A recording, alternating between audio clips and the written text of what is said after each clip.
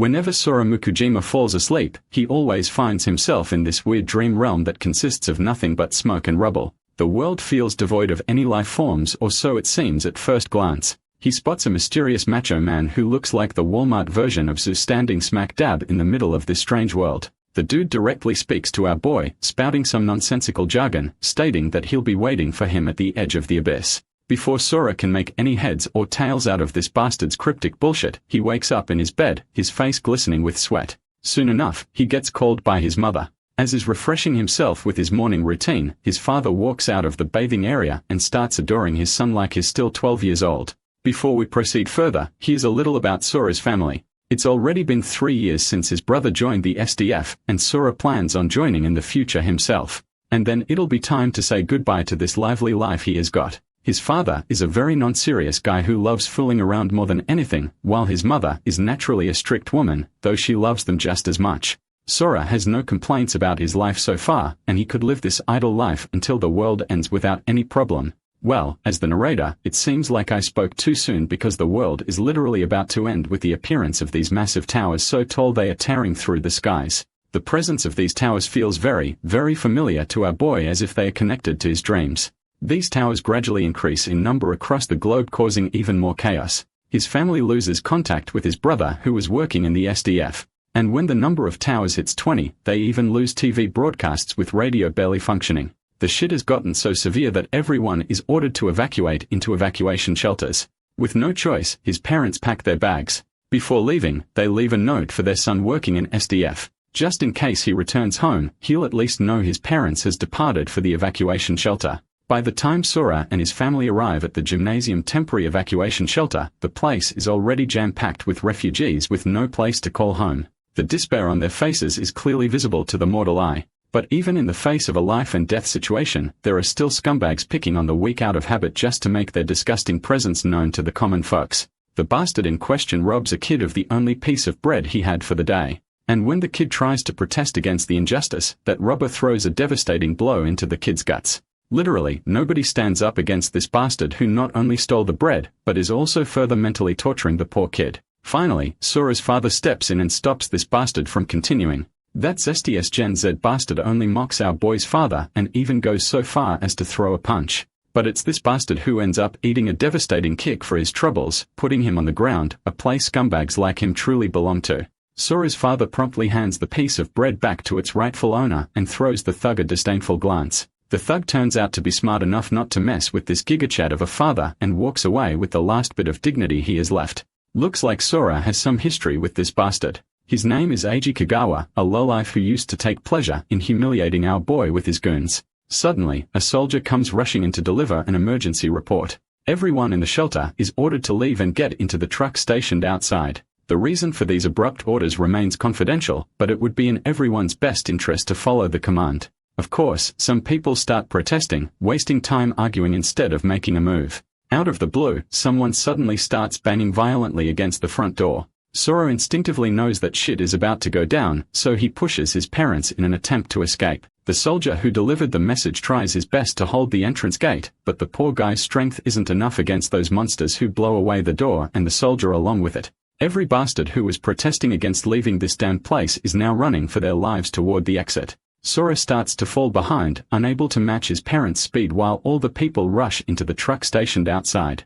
And not long after, every truck is filled, leaving no space for more people. Sora ends up one of the unlucky guys who didn't make the cut. His father, however, grabs his hand in an attempt to pull him into the truck. But those zestiest selfish bastards behind the father refuse to take his son in, saying there isn't enough space to spare. Eventually, Sora opts to get into a different truck, leaving his concerned parents in the other one.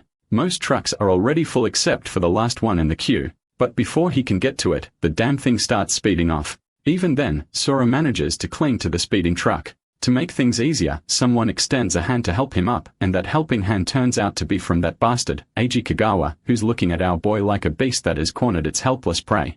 Instead of pulling Sora in, that bastard pushes him off the truck. Poor guy falls to the ground and ends up getting stomped and stepped on by the other survivors scrambling to catch a ride. He lies there curled up, begging for someone to help him out of this ordeal. His prayers are soon heard when that discounted Zeus from his dreams appears right in front of him. That bearded bastard once again spouts that same nonsense that is waiting for our boy at the edge of the abyss. And just like that, Sora's surroundings change, transporting him into a completely different realm. Suddenly, a goblin throws a devastating strike with its stone axe, which Sora barely dodges by a hair's breadth. That bastard of a goblin follows up by throwing his axe back at his prey. Once again, Sora narrowly dodges the life-ending strike, though he ends up with a nasty cut from the close call. This damn disgusting creature is like a man on a mission, continuously attempting to nail Sora without axe of his. Bro's life had already been complicated enough, and now he's got to deal with this shit. Here's a little throwback. First, it was that gigantic tower that popped up out of nowhere, and then that scum who tossed him from the truck. And then there's that mysterious bearded bastard who hasn't done anything other than add extra suspense with his bullshit lines. And now this goblin is dead set on splitting Sora's head in two. But my guy had enough. He grabs that rock he had been eyeing for a while and smashes the hell out of this disgusting green guy. Sora suddenly notices a letter mark engraved on the goblin's chest, likely representing the creature's rank. Then some crystal-like thing begins popping out of the monster's chest, directly targeting Sora's chest and getting inside his body. Surprisingly enough, that thing didn't mean to harm him. On the contrary, the scratch he got over his face from the goblin's axe starts to heal. Not only that, but he can also feel this newfound strength coursing through his body. He doesn't have to think too hard to figure out that he basically leveled up after beating a stage, just like the mechanics in video games. He grabs the goblin's axe and decides to scout the area first to avoid any ambushes from these sneaky little bastards. A while passes, but Sora finds nothing even after doing a full round. There's literally nothing. The place has been transported to is just a floating island with a broken and demolished building structure. There are also these stairs going down. Since he doesn't have any other path to traverse, he eventually starts descending these deadly stairs. One wrong step, and is going to fall fast. Usually, terrain like this is prime monster territory, and you'd respawn if you fell off of it. Though, Bro's not going to fact-check this theory by literally jumping off. He might find his game over for real. Eventually, he braves through this macabre staircase and finds an entrance leading deeper into this floating island. Sora takes every step with caution. Once he reaches the central area, he sees a tombstone, and the entire area is lit up by a fire torch. Surprisingly enough, he can literally understand the scripture written on the tombstone even though this language is totally alien to him. According to the information written, Sora is instructed to collect fragments, and only then can he earn the right to leave the abyss. This puts a smile on his face for some reason. The fact that the monster he just defeated was weak as hell means breezing through this abyss won't be that hard. So it's only a matter of time before he bails out of this place for good. He finally opens the doors that lead to the second stage of this twisted game. The first layer of the abyss was an area of 900 square meters, so the number carved into that monster's body was 1. After defeating the second layer, he learns that this place is located on 1,800 square meters, and one of the monsters has a 2 carved into it. Similarly, the third layer is double the size of the previous layer, and only one monster out of 4 has the number 4 marked on their body. The important thing to note here is that fragments can only be acquired from the monsters bearing numbers. Unless you acquire the fragment, there's no way to advance to the next layer. Furthermore, it goes without saying that the further you go in layers, the stronger the monsters become.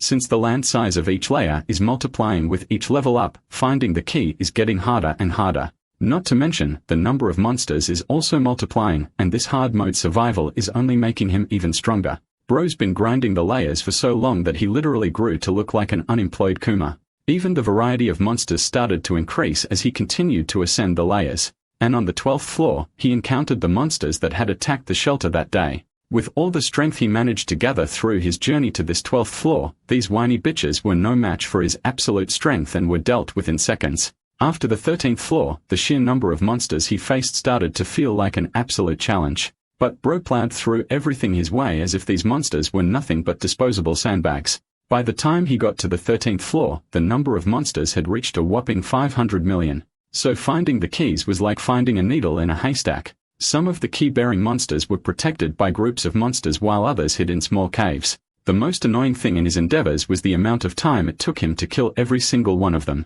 But no matter what, Bro kept moving forward. Finally, he reached the 42nd layer of the abyss. The number of monsters was so massive that if we were to collect all the monsters from every manhwa into existence, you still couldn't match the amount of monsters present here. Basically, there are more than 2 trillion monsters, and each monster isn't just an average Joe. These critters are capable of soloing entire towns by themselves. But after fighting all the monsters on the previous floors, Bro had gotten totally obsessed with killing monsters. He didn't even resemble his former self. He fought those 2 trillion plus monsters for years, so many years that he even lost count. But he had no choice but to eradicate all 2 trillion monsters because it's only then that he can find the fragment he's looking for. Finally, he encountered a monster that was way more horrifying and fiercer than those regular ones. Seeing that big cheese made our boy grin from ear to ear, looking like he was about to finally get the fragment he had been grinding his ass off for. That monster might have seemed tough, but Sora shredded it into pieces like it was nothing. Bro's gotten so powerful that the feeling of power lost its meaning. Though the sad part is that the monster didn't contain the fragment, meaning he still had a long way to go before he found it. Before we go any further, let's catch up on what's been happening so far in the real world. In the 21st century, 20 towers suddenly appeared all over the world. Before humanity could figure out what was going on, monsters poured out and nearly wiped everyone out. Most people were slaughtered immediately, and it was dubbed Judgment Day. A handful of survivors awakened and gained access to a mysterious system. Those who awakened were granted overwhelming powers. This became the catalyst for humanity's restoration, with the awakened forming groups called hunter guilds. Now let's cut back to our boy who's chasing down the last monster left in this current lair after slaughtering countless others. Suddenly, mana chains start engulfing the monster, and it begins ascending into the sky like it's trying to escape this place. An unknown voice warns our boy not to let this monster get away because this monster is being summoned by someone who just used an advanced transfer scroll in order to summon a monster, and this monster has been selected. This advice makes our boy realize that this is his only ticket to escape this damn place. So before the monster can escape, he jumps right into that enchantment to chase it down. A bunch of status windows suddenly surround him, each flashing warnings about the abyssal summoning not being able to transfer more than 2 living beings. But our guy is dead set on getting out of this place, and nothing is going to stop him now. Meanwhile, just outside S City on Earth, we see a damsel in distress running for her life with someone chasing her from behind. Her name is Yu Sonozaki, a level 19 awakened. She looks like a mage class awakened judging by her appearance. As she runs through the rough terrain full of wild, her foot gets stuck in some roots causing her to trip. Looks like she's officially screwed with those thugs chasing her finally catching up. They demand that she hand over the advanced transfer scroll, especially since a level 19 rookie has no business possessing a level 60 scroll, which a fragile body can't even handle. Either she hands it over, or the big guy won't hesitate to slay her on the spot. This big guy is Choji Shido, a level 35 swordsman, and the woman beside him is Aika, a level 34 druid. This lady Aika tells his friends not to kill their prey. Yu Sonozaki also reminds them that 2 hunters engaging in combat is strictly forbidden, but these bastards don't seem to care about the rules. Shosei Toshida, a level 38 barbarian, is ready to make his own rules if she doesn't hand over the scroll. If she complies, they might let her live out of mercy. This is when the lady decides to turn the tables by threatening them with the scroll. If they don't step back, she won't hesitate to use it.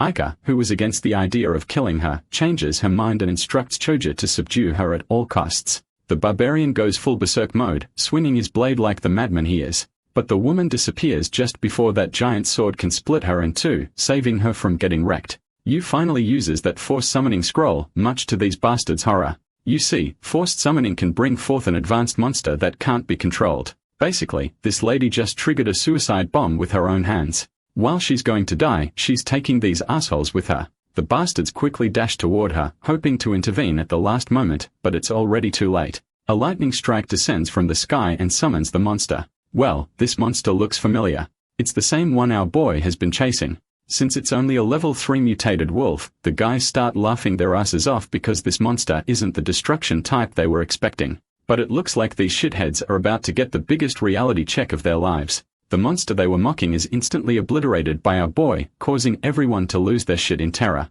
They mistake this gigachad for a bloodthirsty humanoid monster. Even the scroll lady has no clue what the fuck she just summoned. Meanwhile, our guy is absolutely overjoyed to be free. The excitement takes over, and he's the only one laughing like a maniac while everyone else is shitting their pants. The intensity of his laughter is so massive that the goons can't even flinch. His presence feels like a tsunami about to devour them. He then literally blows toward Aika, and with that manic face, he asks her to confirm if they are on Earth. The hesitant woman says yes, which sends a rush of dopamine straight to his brain. The 2 muscleheads in the party still don't get it and lunge at their own demises in order to prove how powerful this party actually is, but their weapons simply break into pieces as soon as they hit his strong skin. At this point, those muscleheads realize they've seriously fucked up. For them, he's just a literal monster. Meanwhile, our boy, who's been fighting monsters all his life, starts hallucinating. His brain registers this muscle head as an orc monster, and instinctively, he asks the monster to show if it's a numbered monster containing the fragment he's looking for. Of course, the poor bastard has no idea what the hell this maniac is talking about. Suddenly, Sora snaps out of his hallucinations and drops the guy. The bastard is so terrified in our boy's presence that he literally pisses his pants. It's pretty humiliating for the boss of the pack to be pissing himself in front of his party. Sora gives the muscleheads the chance to scram if they value their lives. Predictably, all the whiny bitches run off in opposite directions to save their pathetic lives. The only person left behind is the summoner of this beast. She takes note of the horrifying scars and becomes curious about who this person really is. For a moment, she wonders if he's a demon summoned through the transfer scroll. Sora then turns his attention to her, asking how many years have passed since the towers appeared. She surprisingly responds that it's only been 5 years. He then asks her a bunch of questions and she starts rattling off all the details of everything that's happened here so far. You see, the system awakened in humans and the outside world changed a lot in those 5 years. She was trapped in the abyss. The S-City just suffered its 7th major invasion by the demons and she barely managed to escape. The mention of S-City jogs some memories for Sora as it was his hometown. He then interrogates her about My City and she reveals that the city is already in ruins. Though she's hoping the hunters who went there can bring the city out of its darkest times, he then asks her for directions to get to S-City from their current location. She points in a certain direction and Sora instantly vanishes, leaving her to walk her own path. This encounter with this mysterious guy wasn't something you see every day, so she decides to report it to her higher-ups, specifically her Lady Onisama. Let's not forget about those whiny bitches who barely saved their lives, but it looks like they are on a streak of bad luck. Some unknown entity appears right in front of them, blocking their path.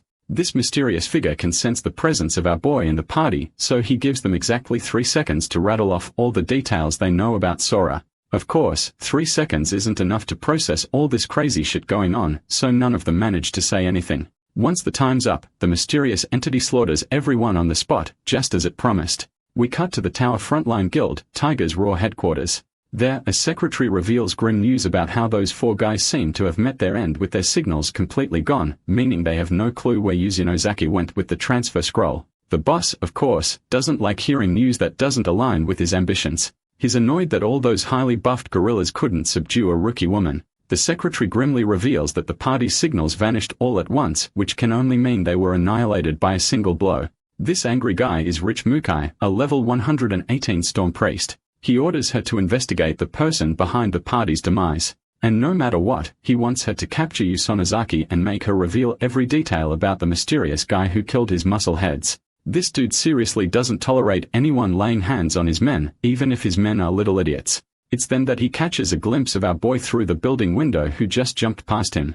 That overwhelming presence and sense of hostility is absolutely insane. He wants to know who this guy actually is. What's even more surprising is that this unknown person is heading straight into the already fallen zone. He also takes note of the tower in C-City, which had been dormant for 5 years, finally making its move. He knows for sure that shit is about to get real, and his gut feeling has never betrayed him. We then cut to the S-City Fallen Zone where Sora can be seen eyeing the desolate monster-infested city that he once called home. In the last 5 years, while he was stuck in the abyss, this place turned into literal hell. Those excruciating 5 years transformed him from a weak runt into the strongest guy one can become. His senses are numbed and his sense of time is totally lost, which caused him to become a beast himself. But the only thing that kept a bit of sanity was his family. The monsters he once feared are now just small fries to him. He's dying to meet his parents and the only brother he has left.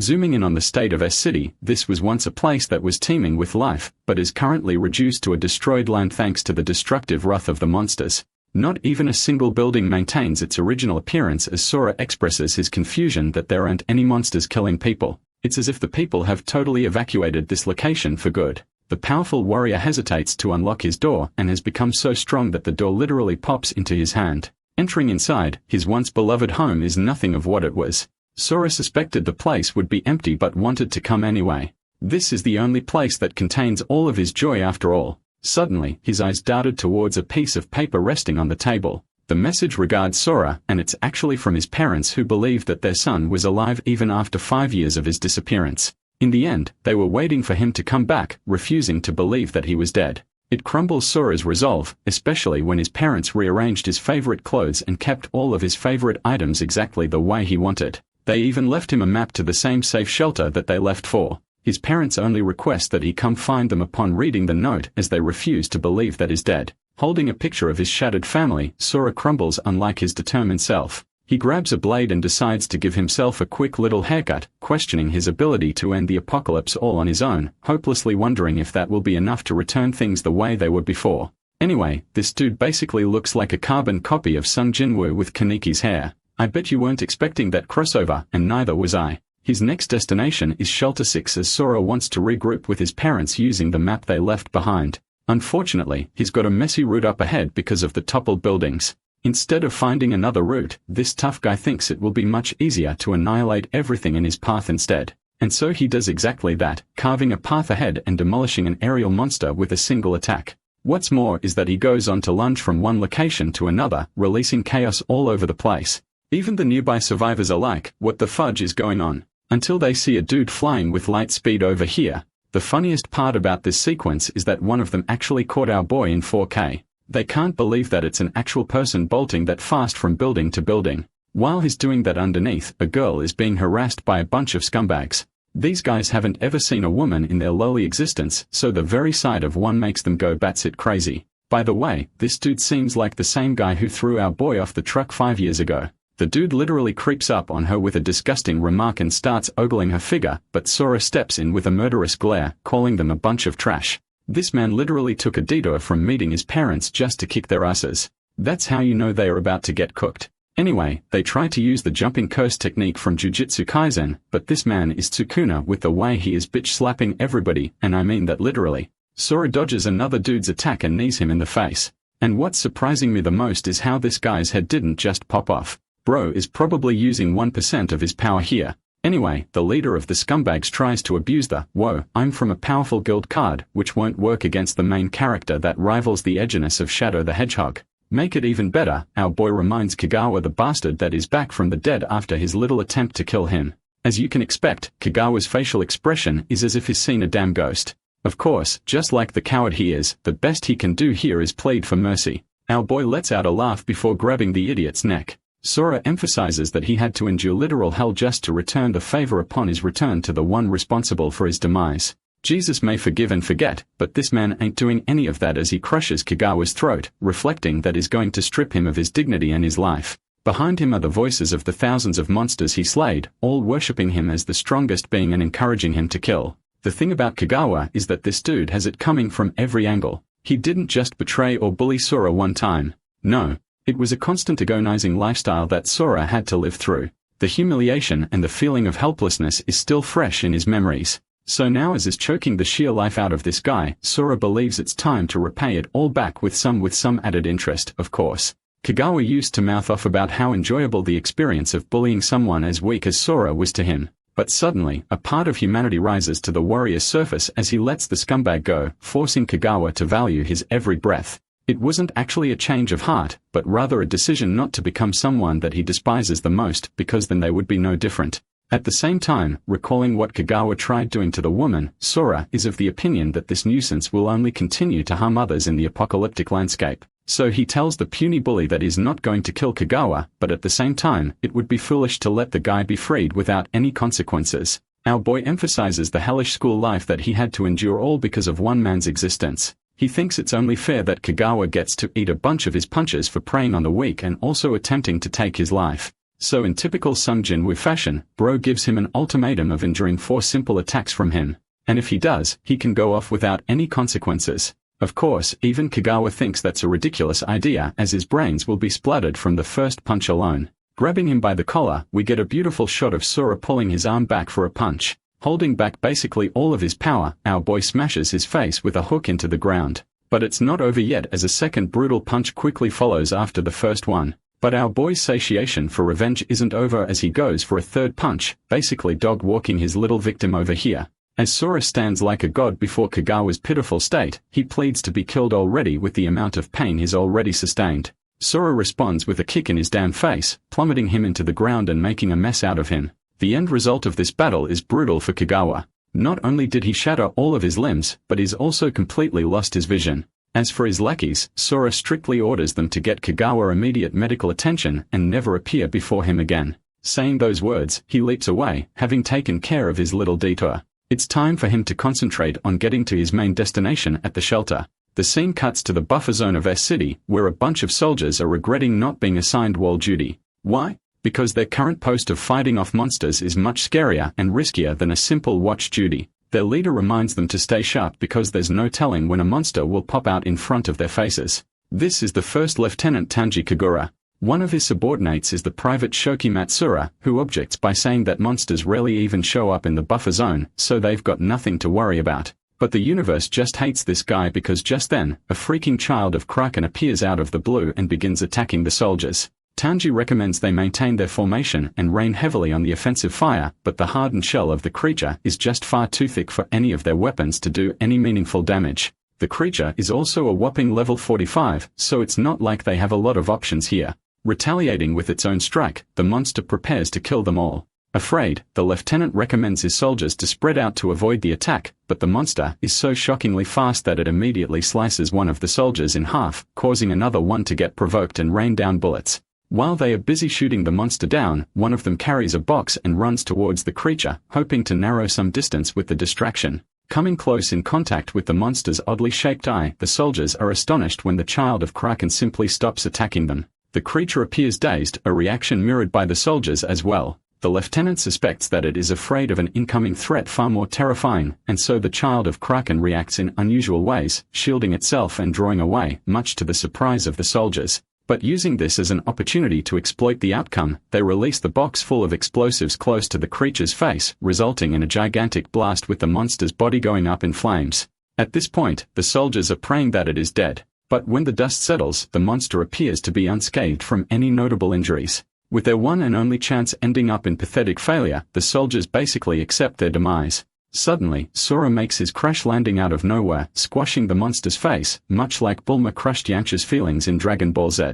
The lieutenant puts 2 and 2 together and realizes that it's this terrifying human that scared the creature in the first place. They can't believe their eyes. This guy just annihilated a monster in a single attack. Even S-ranks with that kind of power were few and far beyond in their world. Moreover, they've never even seen Sora's face before. The lieutenant wants to find out more about him, so he tries to activate his appraisal or inspection skill. But to his shock, the system tells him to shut up because it can't even fetch Sora's information. The backlash of merely trying to inspect his information results in the lieutenant becoming dizzy to the point his subordinates are worried. Meanwhile, Sora has no idea what's going on and simply asks one of them a question, inquiring the distance left for Shelter 6. He learns that it's actually 50 kilometers up ahead, but in order to get there, one must traverse through the nightmarish Area X region. It's the first time Sora's heard of such a name before, so he learns that it's the area responsible for holding off the monsters that are concentrating in one place. Many hunters are actively fighting in that zone currently. Our boy also notices that upon killing monsters in his world, the hunters are able to receive various rewards collected from its corpse. It's no different than the idea of a game. Just to gauge the current power scaling system, he asked the soldier how powerful the child of Kraken monster would be according to ranking. The soldier tells him that it was a 45-level opponent, so it's not an easy thing to beat. But Sora's a bit disappointed, underwhelmed that such a low level is able to pose them so much trouble. So he wonders about the number of monsters that are similar to that level in Area X. The soldier responds despairingly by revealing that the number is over 100, because if they were in the number of thousands, humanity would be finished by now. Sora's heard all he wanted to know, so it's his cue to leave now. Mustering his courage for one last request, the soldier wants him to go to Area X immediately. They need all the help they can get, and a hunter as powerful as him could help prevent many atrocities. Of course, it's not like our boy could avoid Area X anyway because the shortest path to Shelter 6 already covers it. So he agrees to the request and expresses that he'll also annihilate any monsters that have the unfortunate encounter of getting in his way. Shifting the perspective to the frontline rear military camp, we get to see that the lieutenant is finally awake after the battle. And, no, this isn't another "whoa, he was unconscious for 3 days," cliché like always. This dude was only out for 10 minutes, and luckily, they managed to snatch the recovery potions from the monster too. As for the guy who saved their group, the lieutenant learns that Sora went to the north, causing him to accept the situation at first until he realizes the craziness of what he just heard. His subordinate explains that the mysterious man intended to visit Shelter 6, which means he's gonna have to get past Area X to get to his desired location. But the shocking part is how Sora didn't even seem to care. He merely advanced without fear or hesitation. Because bro is built differently, that's why anyway. The lieutenant finds this situation to be of utmost urgency and orders him to contact the command center.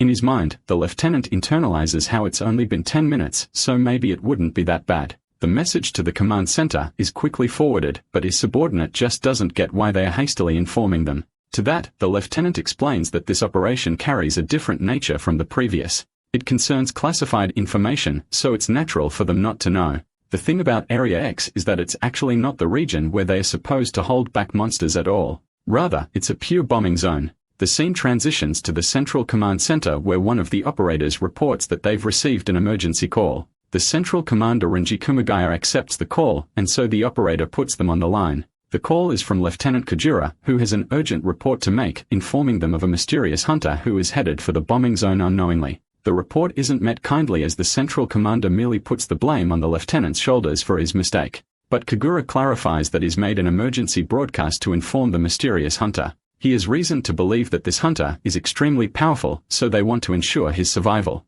The commander learns that the mysterious hunter is strong, but that's a baseless claim, so he asks for the guy's level. Unfortunately, not even the lieutenant can answer that because he failed to inspect his profile. This leads the commander to believe that the lieutenant is making rubbish claims for allowing a hunter with an unknown level to head right into the bombing zone. He simply can't allow an emergency broadcast to be done for such a case, as even the secretary believes that he'll die before the message gets out. Commander Potato over here laughs in the lieutenant's face for being hilarious in his demands. At the same time, he turns his attention to his colleague and expresses that his subordinates are acting rather problematically, to the point where Fatso over here wants to report to the higher-ups about the operation's current state being halted by his colleague. The woman in charge is actually the Western Command, Mi Tonosaki, and she's shocked that Commander Potato is ready to bring down his own group just to sink her ship as well. He's nothing more than a clown. While she's brainstorming how Kagura would never try to vouch for a stranger's support unless he really trusted his gut, this makes her wonder just how powerful the mysterious hunter truly is. The lieutenant is at his wits' end and waiting for a response while the Western commander ultimately comes to her decision and, with the power of her two big personalities, trusts that Kagura doesn't hope to disrupt their plans. She's ready to carry out the request, but if it turns out to be an obstacle, she's going to ensure hell for him. Tanosaki actually said all of that to gain support from Major General Potato, who is pissed but ultimately demands a reason to follow through. Kajuro immediately brings up the fact that this mysterious hunter was able to one-shot a 45-level monster. This revelation comes as a serious shock to Tanosaki, who suspects that the mysterious hunter could be a secret S rank from the military. At the same time, Commander Potato finds it unbelievable as all the S ranks are currently busy. So they pry for information about the guy's level and why Kagura wasn't able to use his inspection skill to know about it. The lieutenant explains that he tried doing that, but to everyone's shock, he simply couldn't access the data. And right after using the skill, it was he who suffered the drawback of losing his consciousness shortly afterwards. But this only points to one thing to Kumagaya, and that is that the mysterious hunter's level is beyond the likes of 100.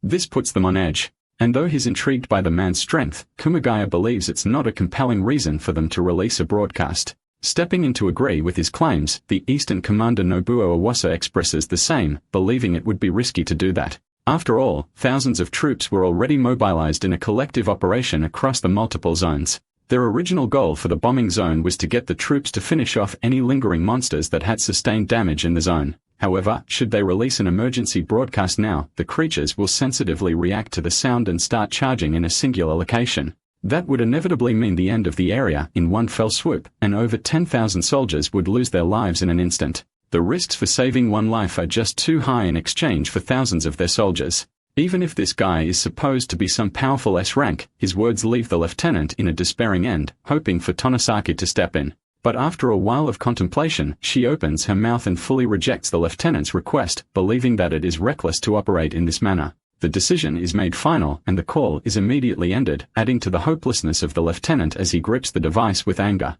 He tried doing as much as possible, but, unfortunately, things didn't go his way. But, suddenly, his subordinate spots the keys on his buckle and quickly snatches them away. Before Kagura is even able to express his shock, the man is seen leaving to board his vehicle. 6 minutes are left until the bombing takes place, so he thinks that's enough time to do something about the situation. Even after Kagura's orders, Shokumatsura continues to rebel and steals the military vehicle to operate autonomously. This could seriously end up with major consequences for the guy later, but Kagura doesn't want to waste the effort to chase after him either, believing that as a soldier, his subordinate made his own decision. Meanwhile, Matsura is stepping on the pedal to reach the mysterious hunter as fast as possible. The only thing that Matsura didn't know at the time was that the same man he was trying to save was one day going to become the hope for all of humanity. Matsura's efforts are in vain because he just can't seem to track down Sora. The mere fact that he's been unable to track the hunter down is more evidence that this guy is even faster than his vehicle. Area X is right up ahead, so he wonders if taking the risk of blasting his speakers would be a good idea to attract attention. Unfortunately, that comes with the added risk of luring the monsters. But Matsura is determined and goes balls deep in this operation. He calls himself a disgrace to the military, but honestly, with the way this man has been moving lately, that's a true soldier right here. Gripping the microphone with hesitation, he finally unleashes a full-scale warning to inform the hunter about the bombing zone and requests immediate evacuation. Currently, Sora is busy annihilating monsters and he actually gets to hear the warning, realizing that must be the reason he didn't spot any hunters. The monsters are trash comparably, but surviving a damn nuke isn't going to be an easy thing. So he chooses to be safe and also realizes that he simply can't let the soldier die. After all, Matsura risked his own life just to get him a message. Unfortunately, the monsters are already targeting the poor guy in the car because of the sound, so he goes full pedal to reverse his way out. But is terrified knowing that the hunter is still out there and hasn't exited the bombing zone until Sora surprises him by popping out of the blue and asks for clarification regarding the message. Unfortunately, time's up already as the bombs begin to drop like rain from the sky, demolishing the bombing zone with endless destruction. The debris flying out from the shockwave towards them is actually stopped by Sora, who didn't even need to exert much strength to block. As for the fat Major General, he receives full confirmation of the successful bombing. Next, he wants an update on the state of the monsters for further actions. Using drone intel, they confirm that there aren't any signs of life for humans. But for the monsters, in a horrific twist of fate, they manage to survive the bombing, and not only that, appear fully unscathed. This is disastrous news to the Major General and the other commanders. Tonosaki requests an immediate update from the drone feed. The operator uncovers the footage, and they are stunned to discover that the creatures actually managed to create a defensive shield to protect themselves against the blasts. What's more is the appearance of a silver-haired man appearing like a carbon copy of Sora. The footage is cut short as the monsters ended up destroying the drone. Godzilla's cousin over here disrupted their communication completely, causing Tonosaki to question what the hell happened. She reaches a sudden enlightenment. The monsters were aware of being monitored via the drones, which means they know what's coming next too. Yuasa, the Eastern commander, calls for an immediate evacuation of the soldiers from the garrison area. It's imperative for them to retreat all at once to maintain the walls. But to their horror, the operator continues her report stating that the monster's target isn't actually the walls but something else. Tonosaki demands to know what until the operator reveals that their target is Area B-22, the same location where the mysterious hunter faded away. Sensing urgency, Tonosaki issues an immediate order for their drones to be sent to the same location to know what became of the monsters. The scene cuts to the perspective of Matsura, who can't believe that the bombing ended with him still being in one piece. Yes, as a mandatory ritual of this channel, the One Piece is real. He's just glad to be alive, while Sora reminds him is celebrating too early because the monsters are still alive, they are likely coming to target them. Suddenly, Sora saves Matsura's life as a drone comes crashing their way. Even the private is shocked how it came here and wonders if the monsters are responsible for attacking a drone, which is unheard of. Sora is unfazed and spots a horde of monsters coming their way. Matsura, on the other hand, is losing his shit because they are up against creatures all over level 50. They are practically the strongest monster group with their colossal leader spanning a monstrous strength of level 90. And the fact that they didn't even endure a single scratch means the end for humanity. Matsura is busy accepting his doom while Sora has other ideas. He believes that if the bombing didn't kill these bastards, then he's going to make it his personal responsibility to put them in the grave. Leaping away, he tells the soldier to go on hiding. Sora pierces past the monsters like they are cardboard to him and targets the colossal leader. The monster tries to pummel him with one of its attacks, only to be casually caught by our boy who doesn't even flinch. Next, he proceeds to lunge forth, targeting the monster's face and going for a roaring charged punch. The attack connects and literally takes off the giant's head with a single strike. But to Sora's shock, he runs into the same cloaked figure that was reviewed on the drone footage. The shocking part is that Sora couldn't even sense this mysterious guy's presence. Now he looks basically identical to his long hair version to me. The cloaked figure seems to have some kind of monster transforming ability. And, oh my god, the way he resurrected the giant and they are both deviously glaring at us is such a bone-chilling panel. Anyway, he calls Sora the seed of the abyss and demands to take back what is his own, but our boy has absolutely no idea what this guy is even talking about. The cloaked figure simply smiles at him and expresses that he must pay back the crime of stealing another person's power with his own life. Then a bunch of spears erect from the ground, but they are clearly not strong enough to pierce Sora's skin. He thinks this is going to be way too easy if this is the level of strength he's up against. The giant attempts to squash Sora with his hand. Meanwhile, the cloaked figure spots another drone and wonders if he's being watched. As for Sora, he didn't even attempt escaping and simply caught the hand with one hand. He calls it a pathetic attempt and believes it's going to take a lot more than just that to kill him. Saying as much, Sora leads with a spear and connects the attack. But to his shock, the man disappeared into thin air only to reappear in a different location. The thing is, he chose to disengage the fight because he doesn't want the humans to monitor them. Finding annoyance in the measly drones in the skies, he gestures for one of the monsters to bring it down.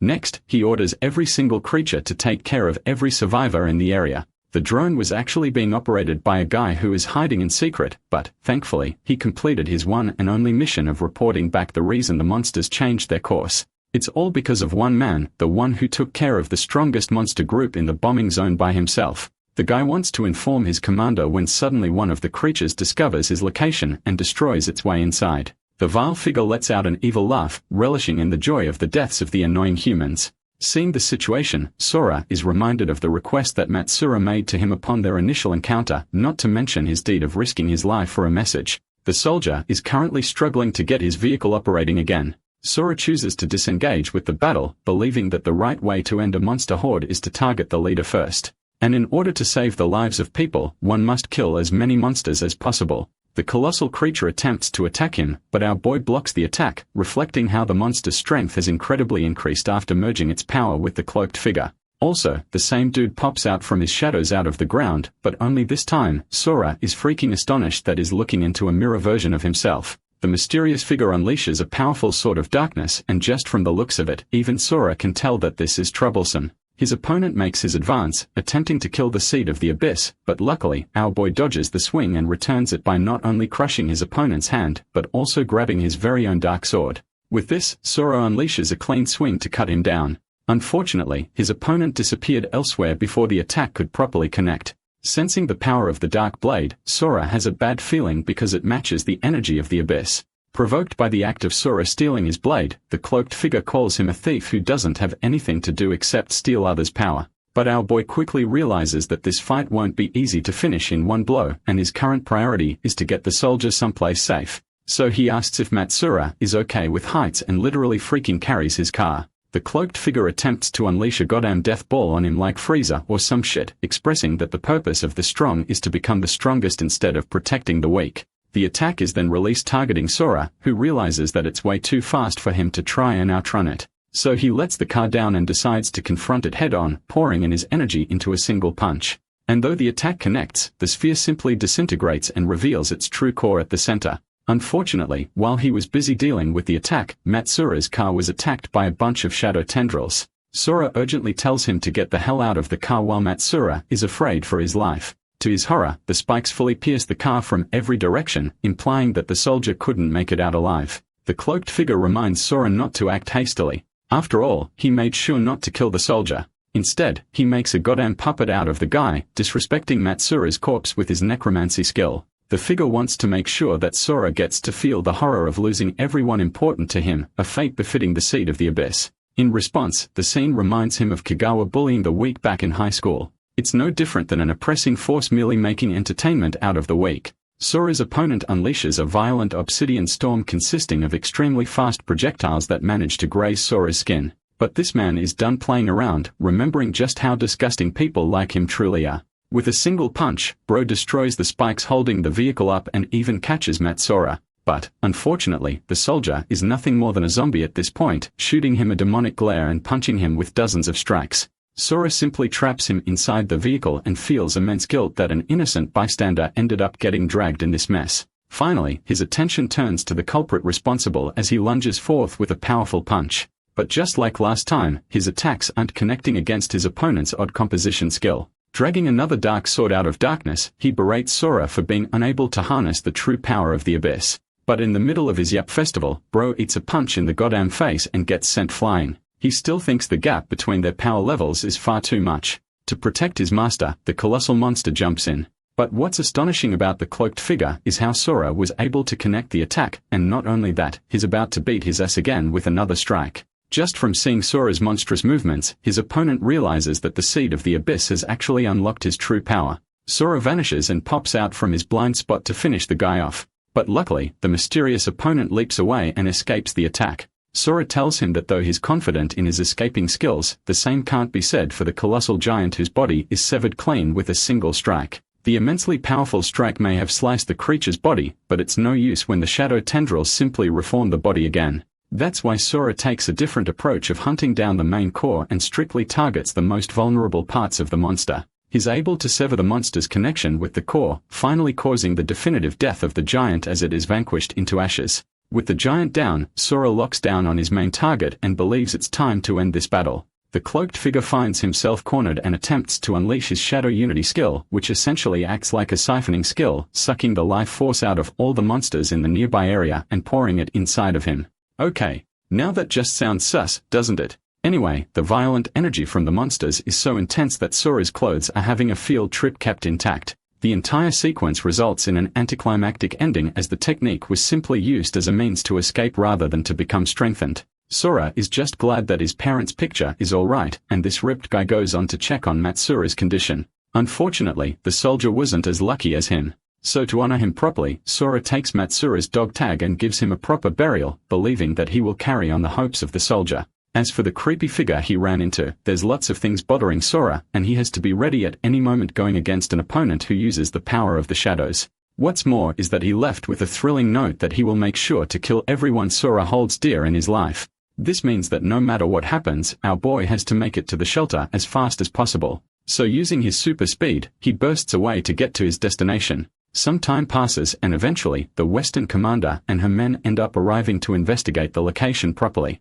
They are searching around for any clues or survivors, but to their shock, the entire fleet of monsters is already long gone. The Western commander confirms this fact upon seeing the corpses of the giant monsters and urges them to make an immediate report. She also reflects that it's clear a battle took place between the mysteriously strong hunter that Kagura mentioned. The man not only was able to withstand the effects of the bombing, but also destroyed the entire fleet of monsters alone. Bro is a one-man army at this point. One of the soldiers suddenly reports that they found a working memory card of the drone, which will help them gain an understanding of the situation. Deciding to review the footage, she spots how Matsura and the mysterious hunter entered the dangerous field. As the soldiers are continuing their investigation, they are speechless upon discovering incredible drops that came as a consequence of defeating high-level monsters. It's not something you see every day. Even the soldier who discovered the loot is greedy and acts like he didn't find anything special. But his colleague ends up swooping right in and learns that they've managed to find quite the impressive loot. The fact that one of their own tried to steal the loot is an act of crime.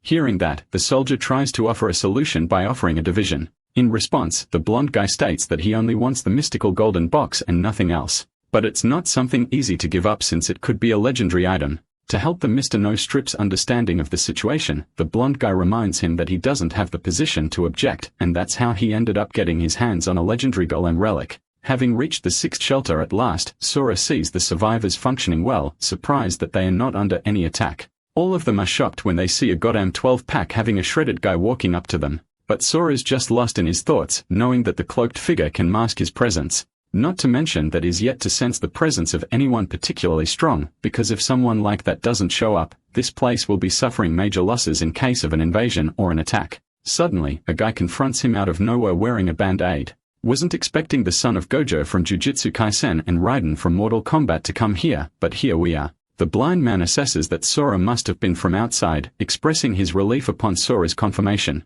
He assures our boy that there's nothing to worry about as he's only here to purchase information for a price. All he cares about is about Sora answering a bunch of his questions.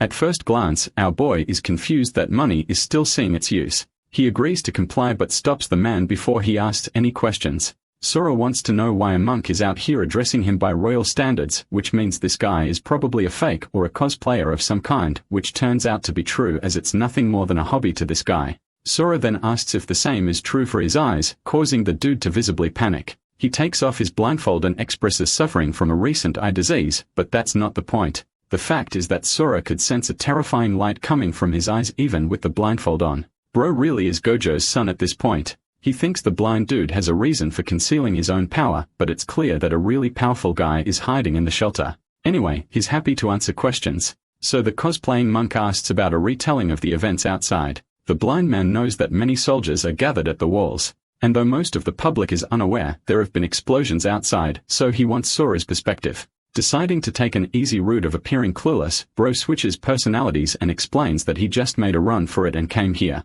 The confession makes the blind guy astonished because he knows that Sora is also concealing his power like him, but is happy to find him sharing this much and simply leaves. Sora is surprised that he could easily fool the guy just like that and wonders if there are many powerful people like him in the world. The fact that no one's calling him into question yet is also concerning, which makes him wonder if the humans are weak at their current level. After visiting the clothes store, Bro ends up dripping the heck out with the cash he took from the monk. He goes back to his initial goal of finding his parents with the old-fashioned approach of asking people around. So he casually walks up to a woman requesting if she's seen the couple. But the moment she lays her eyes on the photo, she is horrified and feigns ignorance before running off. Sora doesn't know what the hell happened and finds himself baffled by her reaction. It's almost like everyone in this area has their guard up, so he decides to ask a random dude next. But with the way Sora is glaring at him down, the dude is intimidated and reminds him that this isn't the old times, so they should settle their affair with their words. Sora simply pops the family photo in his face and asks about the family group. Again, the man is horrified to see the people in the photo and asks his relationship to them.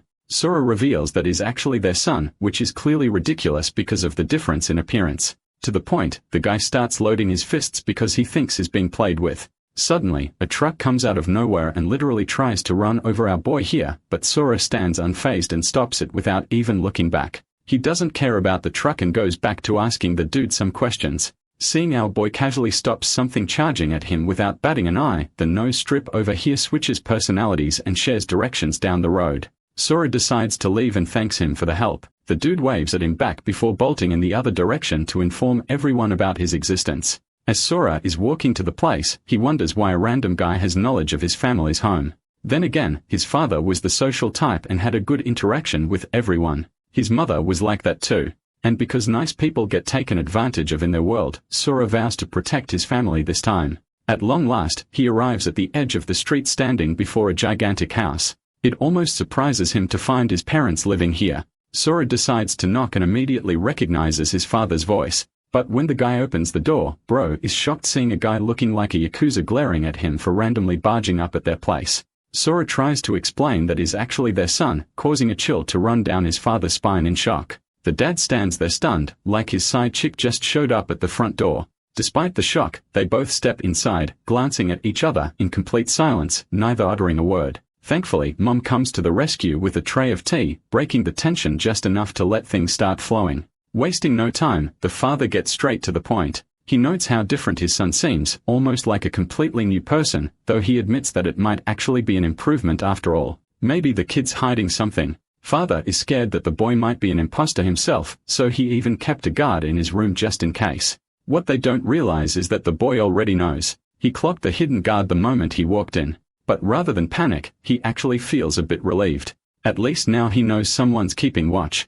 As the father pushes harder, trying to extract secrets, Sora decides to teach him a lesson. He starts revealing all the things he knows will make the old man squirm, like the times he snuck out to attend soy boy ballet and cooking classes. That alone stuns the security guard. The father turns beet red with embarrassment, still unable to believe this is really his son. To drive the point home, Sora casually mentions that the so-called sacred family sword they've kept for generations is just a replica. That comment alone makes the father's nerves twitch even worse. Then come more juicy details, one after another, peeling back the layers of the man who always claimed to be a towering figure. The security officer starts realizing the truth that this guy talked big, but most of it was just smoke and mirrors. That's all his father can take. The tough act crumbles and he instantly rushes towards Sora, eyes welling up with tears. After turning every stone, chasing every lead, and exhausting every contact to find his missing son, the old man finally breaks down now that Sora's home. When Sora casually mentions the henchman, the guard realizes that the father he once knew, who handled bloody fights and shady business, is actually a total pookie at heart. The henchman, shaken by the truth, decides to make a run for it, but the boy catches him before he even reaches the door. Now the poor guy is seated at the table, getting a not-so-subtle warning to stay silent about everything he just heard. As the pressure builds, Mom steps in once again, saving the moment with perfect timing. Meanwhile, the father silently thanks the heavens that Sora didn't expose his farting habit. With all this chaos, Sora finally feels it. This is what home is, but peace doesn't last long. His father's men arrive in a panic, nervously reporting about a white-haired troublemaker who just came back to town. At first, the thieves fail to notice Sora sitting with their boss. But once they do, one of them nearly has a heart attack. Nervous and stammering, he starts warning him that they are in a group and he shouldn't try anything. But before he can finish yapping, Sora, in a flash, grabs his knees, nearly making him pee himself on the spot. To calm things down, the father steps in and reveals that the boy is his long-lost son, missing for 5 years. He's about to mention Sora's level, only to freeze, realizing he doesn't actually know. Kind of like my dad who has no idea what class I am in, our boy steps in and casually reveals that he doesn't have a system. This stuns the thieves. Everyone knows that no matter how hard someone trains without a system, they can't go beyond level 10. They start thinking he must be weak, but then confusion sets in. This same guy just blocked a truck, something a level 10 shouldn't even dream of doing. Noticing their doubt, Sora offers to let them check his info directly using their system. The thief starts yapping, explaining how monster levels work and how the inspect skill isn't available to low-level hunters. Luckily, his father has the skill, so he steps up to test it himself. They gather around the table with the boy calmly standing beside his mother who proudly claims that she fully believes in his strength. But when the father uses the skill, the system throws back a result, unknown. Everyone's stunned. It could mean Sora has no system or that is too powerful for the scan. The first theory is quickly ruled out as his name still appears. However, surviving 5 years alone in conditions no beginner could handle pretty much says it all. This moment makes the father realize his perception simply can't comprehend the level his son has reached. As the room stays frozen in shock, it's the mother who finally breaks the tension. Just happy her son is home. She knows he must have suffered a lot, living like an alien for 5 years. The moment she places her hand on Sora's face, the memories come rushing back, the torment, the pain, everything. And just like that, tears begin to fall. The whole atmosphere turns heavy, emotional. Wanting to give them space, the father quickly escorts his men out of the room. Once things settle, our boy gently asks his mother about Riku, his older brother. Thankfully, she assures him Riku is doing well, still serving in the military. She even offers to set up a call, but explains he's currently fighting on the front lines. Hearing that, he admits he misses his brother and curiously asks if his mom holds a high status too. She nods, revealing she's a healer, known as a cleric, with powers strong enough to give prophecies. Sora, intrigued, asks if she can check him, but she turns him down. Still, she shares that her cleric powers once gave her a prophecy that he would return one day. Not long after, a buff vice chief shows up, flanked by men in black, ready for business. Sora's father greets the man with open arms, referring to him as Jiro, the vice president of his united guild. But he quickly notices Jiro's long face and asks what he found. According to the vice chief, the Tiger's Raw Guild has ties to the army. He explains that a collector from the military, a real piece of work, started nitpicking during inspections of the monster carcasses the guilds handed over. He gave them half the points while reporting full credit to his superiors. A deeper check shows all the discrepancies traced back to Tiger's Raw. Hearing this, Sora's father knows something bigger is going on, but also knows they can't just sit back and let it affect their town's future. He tells the vice captain to rest, then summons his sword and decides to visit Tiger's Raw himself to remind them the united guilds aren't pushovers. Meanwhile, Sora hears everything from his room. His strength has boosted his hearing, and now he realizes the bully he killed. And his men were connected to Tiger's Raw too, but his father's decision to confront them personally makes him uneasy. As they prepare to leave, Sora requests to join. His father introduces him to the vice captain who immediately asks Sora's level. When his father admits he doesn't have a system, the vice captain grows concerned. Without a system, Sora wouldn't last more than 3 days out there. He'd be deadweight. Respectfully, he suggests Sora stay home and rest. His parents agree. However, Sora realizes he still looks like a normal person to everyone else. If a strong monster shows up, he'll have to hide his powers while still protecting his parents. So for now, he agrees to stay back. The gang leaves with fire in their eyes, clearly not letting go of their grudge against the Tiger's Raw Guild. Seeing Sora a bit down, his mother gently reassures him. She says it's all for his safety and that she always sees visions where his father returns home safely. Sora, knowing the guild's connection to the military, suspects things are only going to escalate. He asks his mother about Tiger's Raw and their grudges. She explains that his father started their guild to cooperate with the military and it grew quickly thanks to its team of determined professionals. The guild handled looting, monster cleanup, and helped keep peace for 4 years. But things changed a few months ago when Tigers Raw moved in and set up camp near their shelter. That's when the conflict began. The army leans on Tigers Raw to clear the tower since they are strong, so no one dares challenge them. They also have awakened members chosen by tower constellations called Ezras. The power granted by these constellations is nearly divine. Anyone who passes their trials receives that power, and Tigers Raw has the most Ezras. Meanwhile, her own guild has none, which makes things even harder for them. After that info dump, she urges Sora to rest and freshen up, even offering to wash his back. Once she leaves, our boy uses his detection spell to locate the exit, then casually jumps out the window to go help his father. Meanwhile, even after seeing that, his mother doesn't stop him, just smiles and mutters that children are being children. Sora's father, Sakuya, is heading toward the Tigers Raw Guild with his own guild members. Meanwhile, watching from above, Sora notices everything around the center is pitch black, which oddly helps him locate the place more easily. But then dizziness hits him. It's strange considering ever since the abyss fragment strengthened him, he hasn't even caught a cold. Suddenly, eerie voice returns, telling him there's no escape. He looks around, confused. He can't sense that guy from before nearby, which means the man was in Shelter 6. Another dizzy spell hits. The voice repeats, saying he's already marked his soul. When Sora punches where he sees the man's head, it turns out to be just another illusion. As the voice echoes on, spotlight beams suddenly shine toward the rooftop, alerting Sora that has been noticed. He realizes his loud shouting gave him away and makes a run for it. After landing on another roof, he realizes that the strange feeling returns. This makes him wonder if it disappeared because of the light shining on him. To give it a try, he stands under a street light, and it's gone. That's when he realizes that even just 7 seconds in darkness is enough for the soul mark to activate and bring that strange dizzy feeling.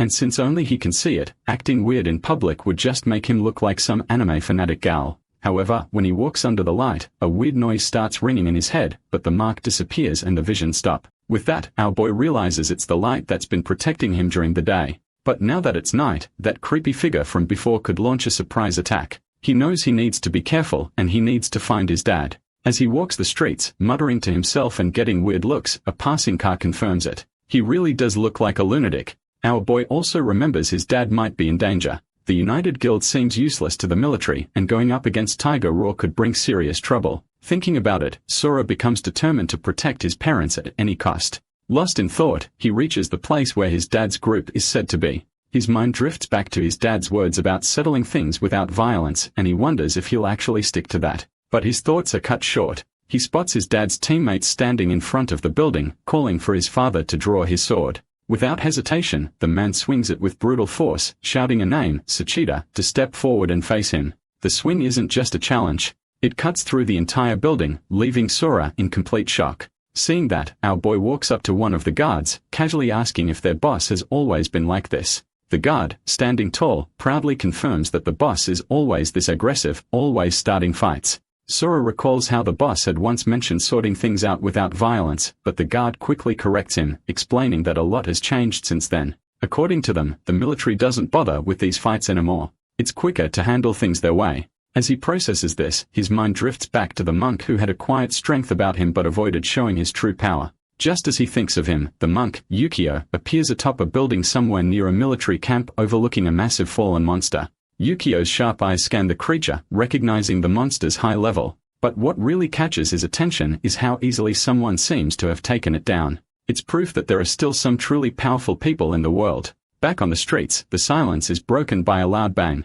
Sachida storms out, furious at Sakuya for causing such a ruckus. Sora's father greets him with harsh words, but Sachida, clearly unbothered, challenges him outright. If he wants him gone, he dares him to kill him. Hearing the challenge, he is instantly provoked, drawing his sword with a sharp motion. Meanwhile, the big guy is gritting his teeth in fear, desperately praying for someone to intervene. He knows Sakuya has been pushed too far. As the trash talking continues, Sora's father steps forward, launching an attack with a swift swing. But before his strike can land, it's intercepted by a glowing constellation shield. It's all a setup, though.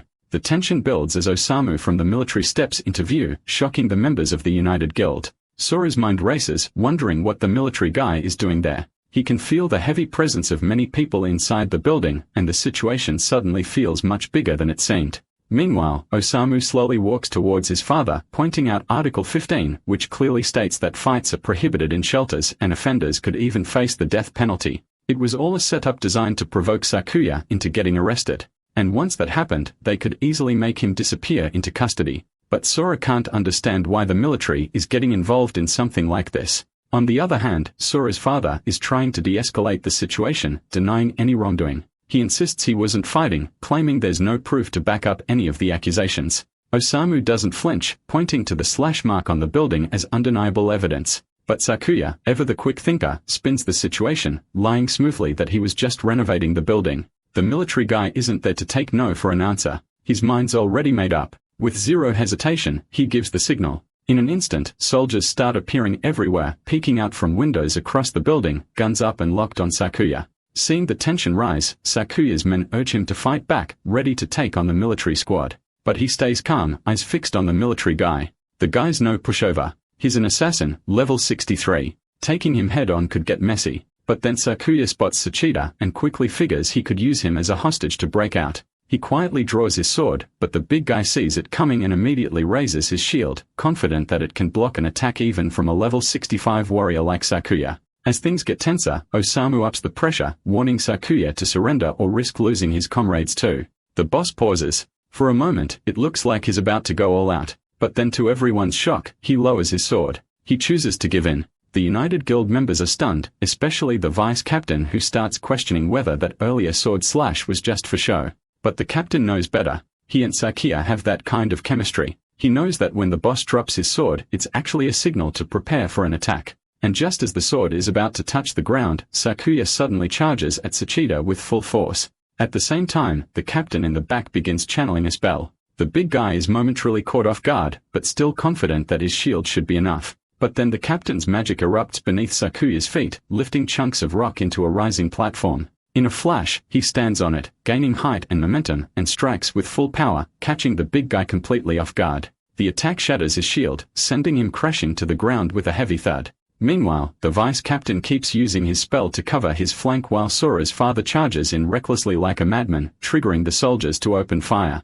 Acting fast, the vice captain throws up a barrier spell, an earth wall, just in time to isolate Sachida and Sora's father from the hail of bullets. However, as the boss is about to grab Sachida and retreat, he suddenly freezes. Osamu flashes right in front of him and snatches Sachida away in an instant. Turns out, the assassin had marked lingering magic on the broken shield and had been hiding in the wall shadows with his stealth skill. It catches the boss completely off guard. With their hostage gone, Sora's father seems completely lost, and that shocks everyone. Even the soldiers freeze up, calling out to Osamu in confusion, but he doesn't get it at first until he turns around and sees what everyone else is staring at. It's Sora. He's standing behind them, dark energy radiating off him in heavy waves.